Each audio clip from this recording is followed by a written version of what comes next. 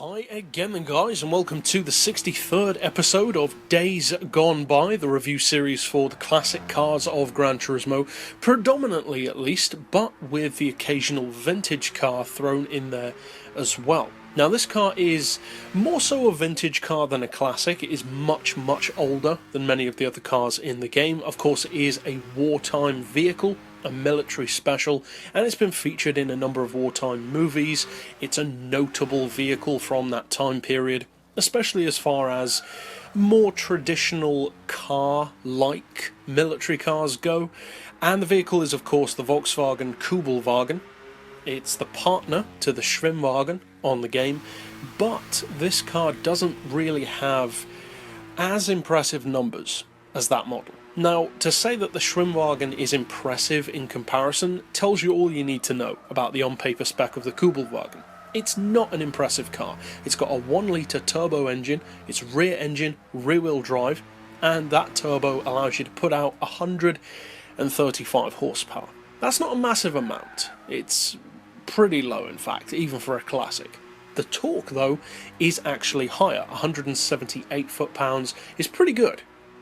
And when you tune up the engine to that point and then fit it into what is a 659 kilo vehicle, the potential for performance is actually not too bad. The horsepower per tonne is 205, which, to put it into perspective, is a little bit higher than the Ford Focus ST that we recently reviewed from Gran Turismo Sport. Now, of course, that car was stock, this one is tuned, that car is significantly heavier anyway, etc, etc.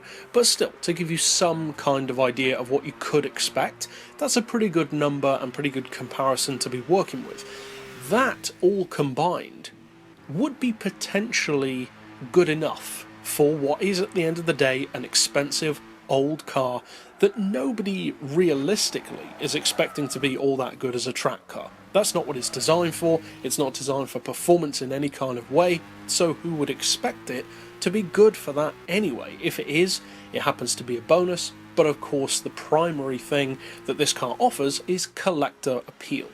But when you add on top of those numbers which incidentally are actually not too bad for its age, but when you put all of that into a package which only sits at 450 pp, and this car could actually potentially be quite useful as, ironically enough, a track car. So the question is, does it have any usability, or is it more like the Ford Model T on Gran Turismo 4?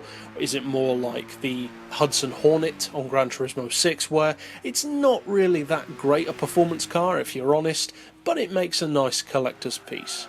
Well, kind of a mix of both, because to say this car is fast isn't really accurate. It's not a performance car, it's not as quick as, say, the Schwimmwagen in comparison, but it's not actually slow either. It's pretty good for its age, and the fact that you can tune it is, to me at least, both surprising, considering the lack of tuning on many other cars which deserve to have it, many oddball vehicles like this one, but it actually responds to tuning remarkably well.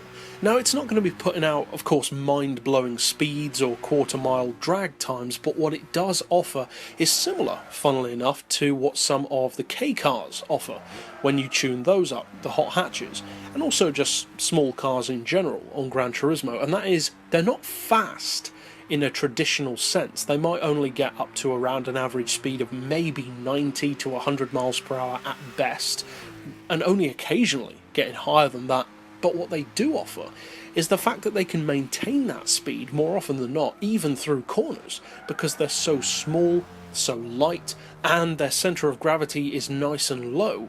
So much so that you can absolutely fly around tight circuits, such as city circuits, the Gran Turismo arena, potentially tracks which allow for a mix of handling and straight-line performance, but still err more towards the handling side of things, like for instance Laguna Seca or Ascari, where there are straight sections, but that doesn't really make up the majority of the track. Whereas on other tracks like Nürburgring Ring or Le Mans or Monza, you need a lot more straight line and especially mid-range and top-end performance.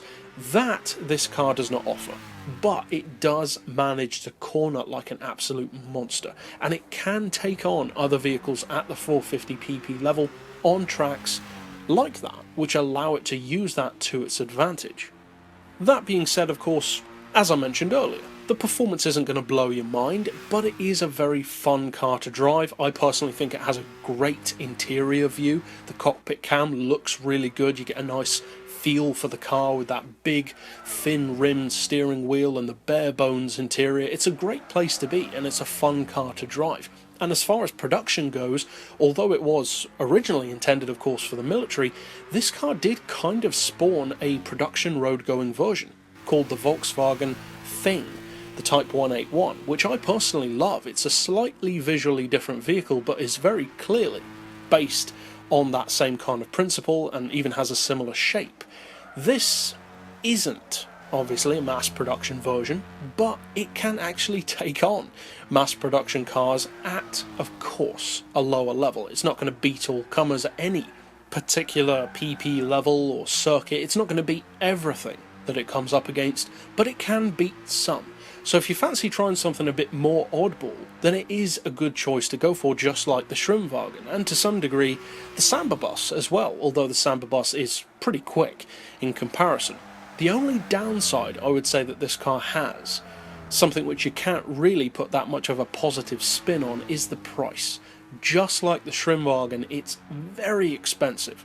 Now, for a collector's piece, you could justify that by saying, well, yeah, it's really old, it's historically significant, so it's not that bad.